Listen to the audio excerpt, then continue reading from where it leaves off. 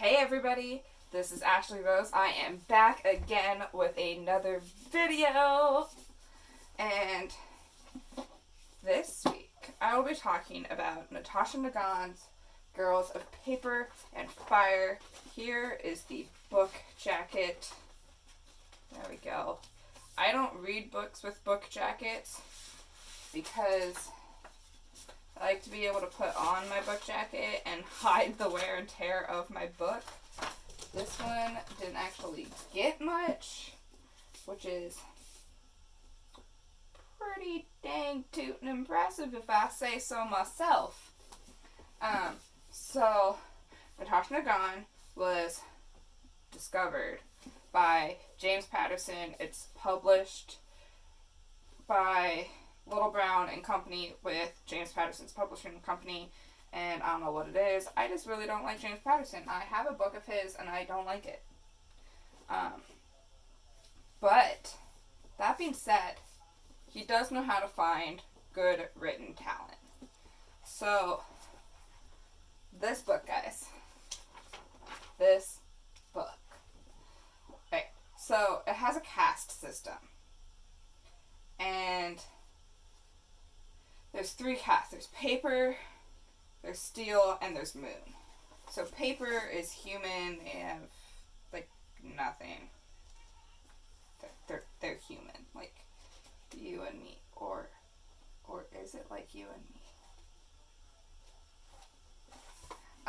And steel, so they're humans endowed with some demon ability. Maybe physicalities, maybe, like, being able to see really well in the dark like a cat or an owl or something like that. And then there's moon casts, which are fully demon with whole animal demon features, but on a humanoid form. So, like, that is in and of itself a thing, which kind of bothers me.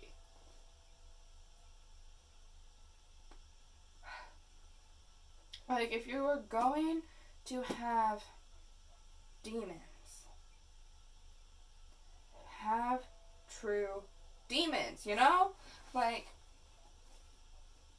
true demons that aren't humanoid, but I guess, like, literally in everything they're kind of humanoid. So, maybe I should get over that one.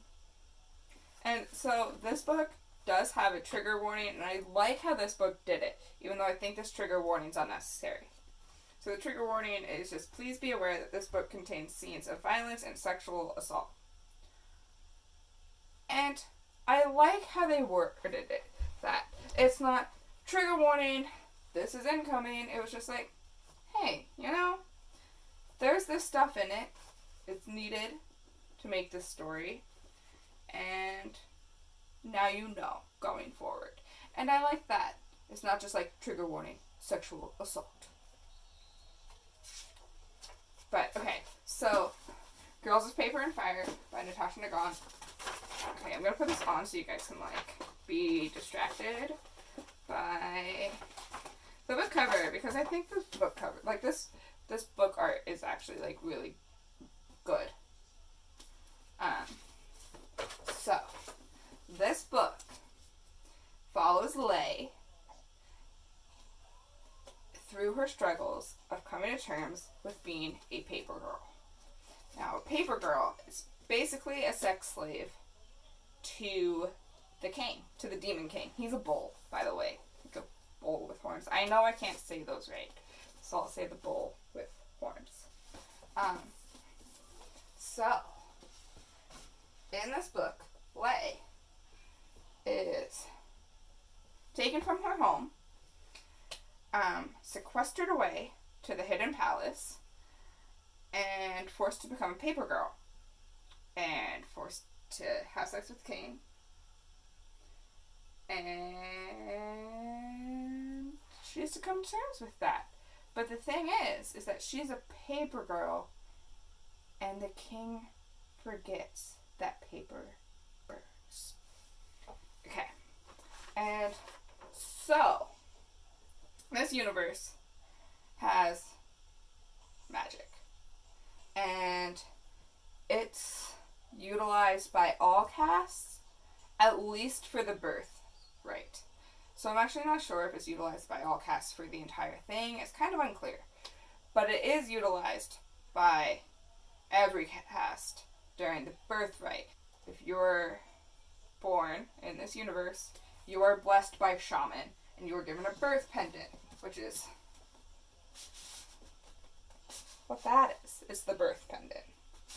And even though Lei is sequestered away, she remembers to take her birth pendant with her. Well, actually, she already has it on her, so she doesn't really have to remember it. But she still takes it with her. Okay, and that comes up sporadically throughout. I feel as if Nagan wanted us to pay more attention to it than at least I did, because I didn't pay that much attention to it. I was like, yeah, our birth pendant, whatever, move on. Because the Demon King forgets that paper burns. I thought the word was going to be burn. Also, we're heading into the spoiler section of this video. Just beware, if you haven't read the book, click away, because you're going to be upset. You're just going to be upset that you knew the things before you read them. But so, she remembers her birth pendant, and she's born on the new year, and the thing about her is that she has golden eyes, which is unheard of in the paper cast. And so she is the girl who Ayla has blessed, and that is the goddess of the new year, or the god of the new year. I think it's the goddess. And so that's a thing that comes up. That's why she was taken from her home. That's why the king is interested in her. That's why the king is interested in breaking her. But yeah, so the pendant comes up sporadically. So my absolute favorite part of this book, I'm pretty sure, is when, so it's actually a plot device throughout the book eventually, but my favorite plot device is when Lei and Ren fall in love with each other, because it's not a weak girl falling in love with a strong girl. It's not the strong girl falling in love with the weak girl because she can save her. They are both strong in their own rights. Lei, the first time the king calls for her, denies him. She literally manages to escape him. He is a demon. And not alone is he a demon, he is a bull demon. And she manages to get away. She denies the king. And you know what, Lei?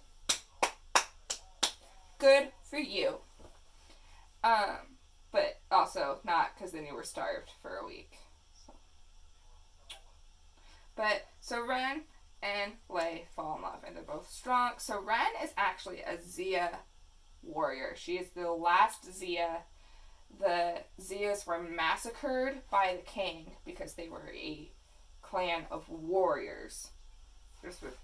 So the Xia can take the magic, the life chi, and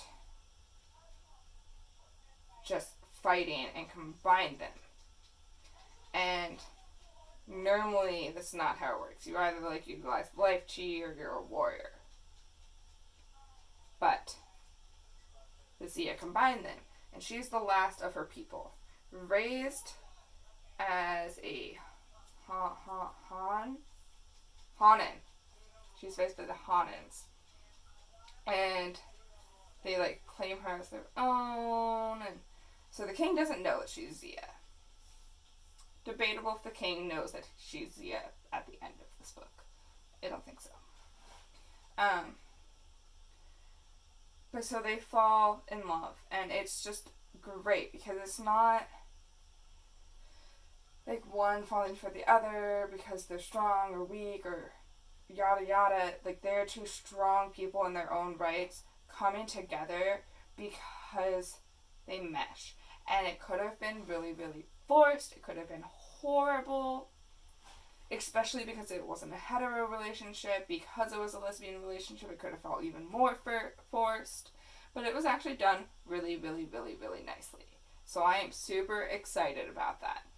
And I think that's why I liked it so much. Because it didn't feel forced. It felt natural. It felt like they were falling in love like a normal couple does.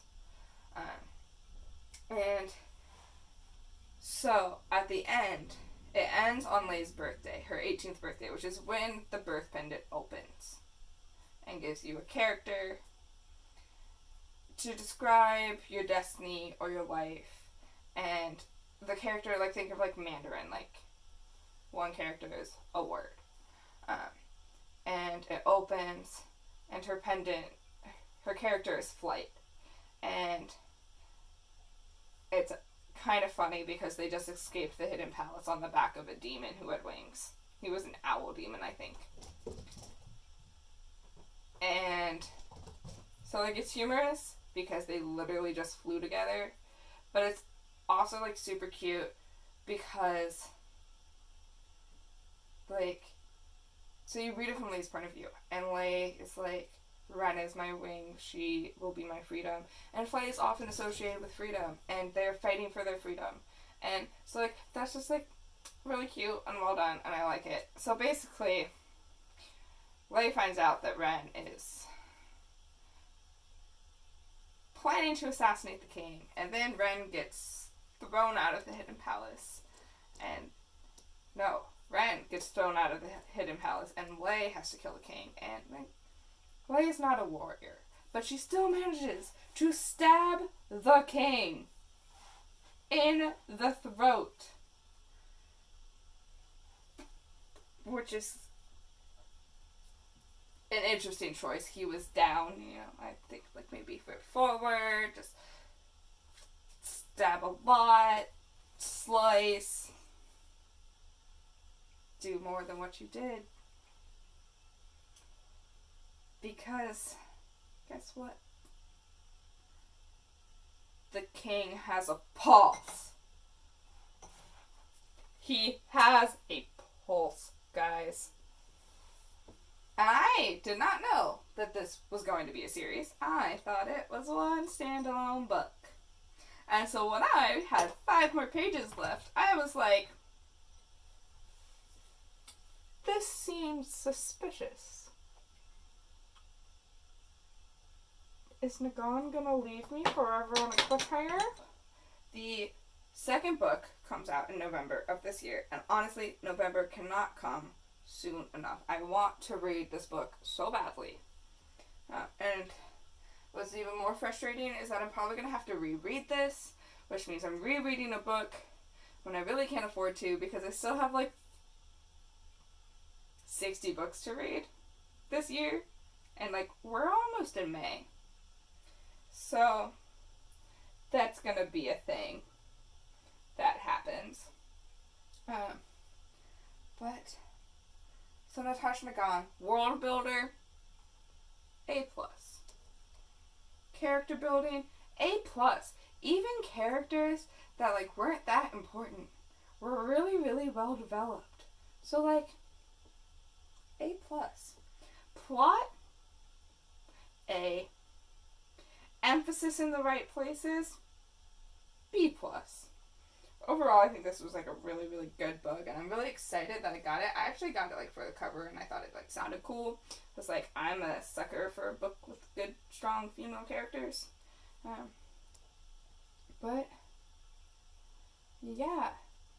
So, Girls of Paper and Fire, Natasha Nagan, 4.5 out of 5. I don't know if that adds up with, like, my grades that I gave it. But that's what I'm going to give it. Until next time, readers, say bye, Mel. Is that bye? Or is that let me down? Bye, guys. See you next time.